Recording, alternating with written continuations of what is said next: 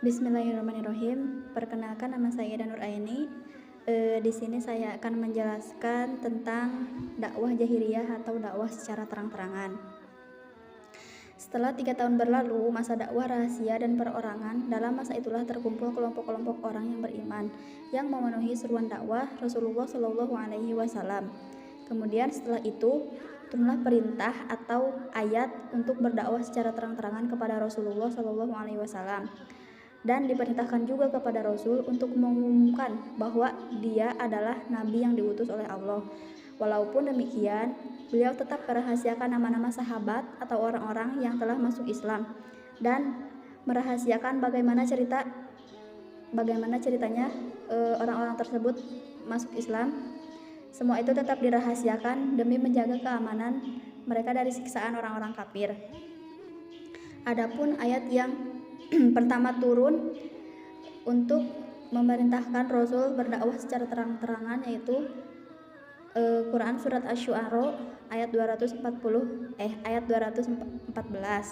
yang berbunyi wa anzir ashiratakal aqrabin, yang artinya dan berilah peringatan kepada kerabat-kerabatmu yang terdekat. Dari Aisyah radhiyallahu anha dia berkata, setelah ayat yang berbunyi wa anzir ashiratakal aqrabin turun,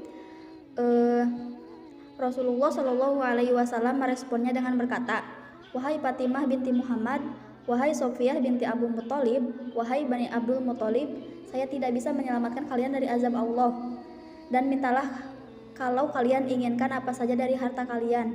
Jadi di dalam hadis ini menerangkan bahwa Allah begitu memerintahkan kepada Rasul bahwa kepada kerabat terdekatnya lah Rasul memberikan peringatan bahwa azab Allah itu begitu pedih, dan Rasul tidak bisa membantu ataupun menyelamatkan orang-orang tersebut dari azab Allah.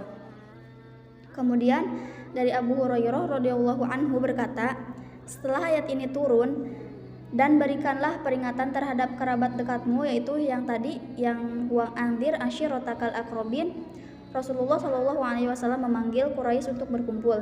Beliau mengajak secara khusus dan umum. Beliau bersabda, wahai Banu Ka'ab bin Lu'ay, selamatkanlah diri kalian dari api neraka. Wahai Banu Murrah binti Ka'ab, selamatkanlah diri kalian dari api neraka. Wahai Banu Abdul Syam, selamatkanlah diri kalian dari api neraka. Wahai Banu Hashim, selamatkanlah diri kalian dari api neraka. Wahai Banu Abdul Muthalib, selamatkanlah diri kalian dari api neraka. Wahai Fatimah, selamatkanlah dirimu dari api neraka. Sesungguhnya saya tidak memiliki kekuatan untuk mencegah kalian dari azab Allah. Hanya saja kalian memiliki hubungan rahim yang selalu saya jaga. Jadi di hadis ini menerangkan bahwa Rasul sangat mempunyai tanggung jawab besar terhadap keluarganya untuk memerintahkan agar beriman kepada Allah, karena Rasul tidak bisa menyelamatkan siapapun dari azab Allah. Hanya saja Rasul memiliki kewajiban untuk mengajaknya kepada perintah Allah. Juga diriwayatkan dari Ali bin Abi Thalib radhiyallahu anhu, dia berkata, Rasulullah Shallallahu Alaihi Wasallam mengumpulkan Bani Abu Muthalib hingga terkumpul dalam jumlah yang banyak. Mereka semuanya memakan daging jazah dan minum farok. Dia berkata, beliau membuat makanan, mereka memakannya hingga kenyang. Dia berkata, makanan itu seperti belum pernah dimakan. Kemudian beliau meminta bejana kecil dan mereka meminum lega dengan kenyang. Namun minuman itu seperti belum pernah diminum sama sekali. Dia bersabda, wahai Banu Abu Muthalib, sesungguhnya saya diutus kepada kalian secara khusus dan kepada umat manusia secara umum. Dan kalian telah menyaksikan salah satu dari tanda-tanda kenabian saya. Maka siapakah di antara kalian yang bersedia membaiat saya untuk menjadi saudara dan sahabatku? Ali berkata, tidak seorang pun yang bangkit dari duduknya. Ali berkata, akhirnya saya berdiri dan berjalan kepadanya, sementara saya adalah anak yang paling muda di antara mereka. Bila Rasulullah SAW bersabda, duduk dan kembali wahai Ali. Pertanyaan itu diulang sampai 3 kali, dan setiap diminta untuk dibaiat, saya yaitu Ali selalu berdiri dan menuju kepada Nabi SAW. Dan dia pun selalu mengatakan, duduklah, hingga pada saat yang ketiga kalinya tidak ada satupun yang berdiri Beliau pun meletakkan tangannya di atas tanganku, yaitu maksudnya meletakkan tangannya di atas tangan Ali bin Abi Thalib.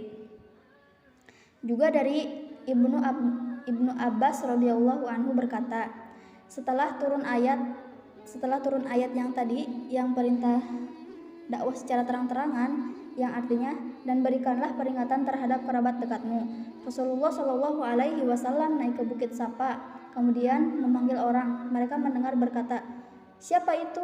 Hingga akhirnya mereka berkumpul. Beliau Rasulullah Shallallahu Alaihi Wasallam bersabda, bagaimana pendapat kalian apabila saya berkata bahwa ada pasukan berkuda yang menuju kemari dari lembah gunung ini?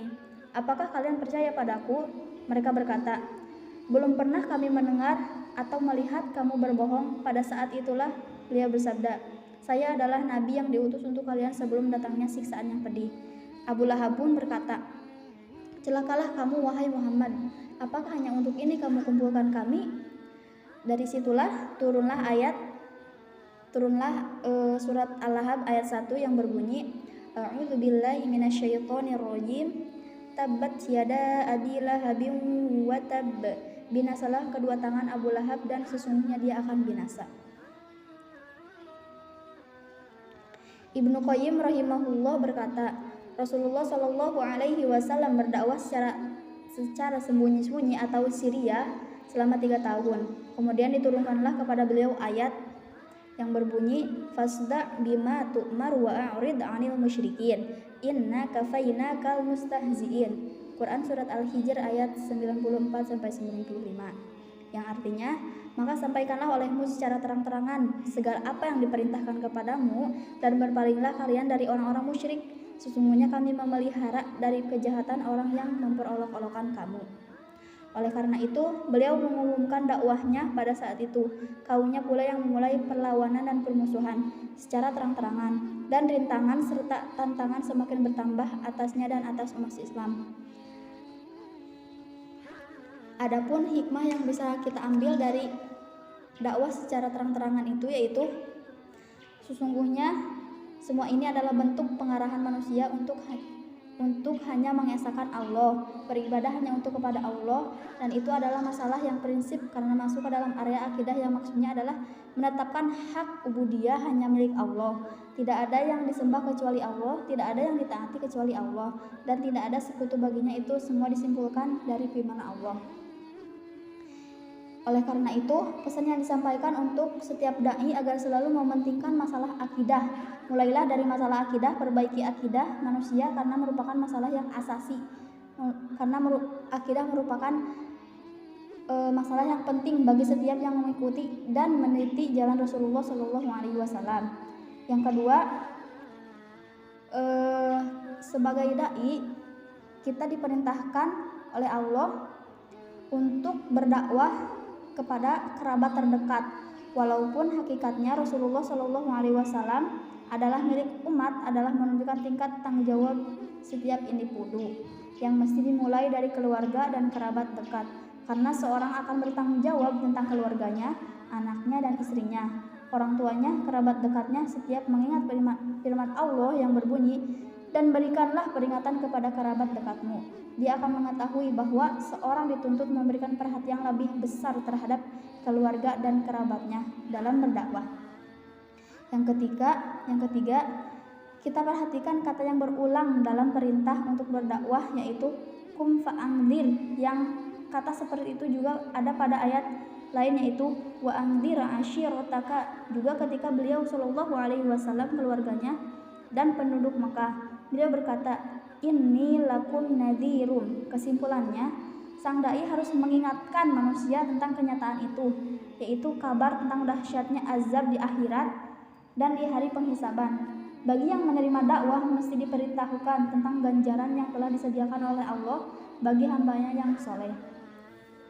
Yang keempat, sebagian anak muda kaum muslim terkadang kurang bangga dengan agamanya. Dia malu menyebut nama Allah ketika berada dalam majelis atau kumpulan-kumpulan dengan teman-temannya.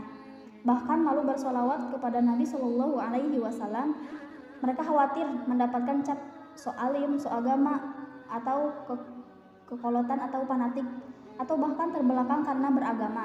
Dia hanya taat kepada Allah hanya ketika sendirian, tetapi di depan orang banyak sangat lemah. Apabila berada di sebuah majelis dan azan telah dikumandangkan, dia malu mengajak untuk sholat.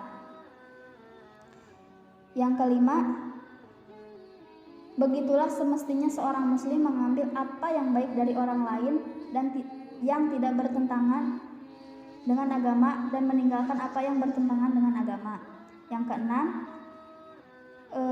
kita lihat dari sikap permusuhan Abu Lahab begitu sengit sejak awal kelahiran dakwah. Sikap Abu Lahab yang berlebihan serta permusuhan yang kental dari awal menunjukkan dakwah itu bukanlah dakwah golongan atau kabilah, tetapi merupakan agama yang berasal dari Allah untuk seluruh makhluk manusia dan jin. Nomor 7, ucapan Abu Lahab yang berbunyi, tabaan laka al-hada jami'tana. Celakalah kamu wahai Muhammad, apakah hanya karena ini kamu kumpulkan kami? Mengandung pelajaran bahwa yang penting bagi yang bergelut dalam ladang dakwah amar ma'ruf nahi munkar, yaitu dia pasti akan mendapatkan kata yang serupa dengan kata itu. Jadi setiap dai akan mendapatkan rintangan atau cercaan atau penolakan dari pendengarnya itu. Jadi pelajaran yang bisa diambil yaitu kita harus berani dan siap untuk menghadapi tantangan-tantangan tersebut ketika kita terjun di medan dakwah tersebut. Sekian yang dapat saya sampaikan, kurang lebihnya mohon maaf.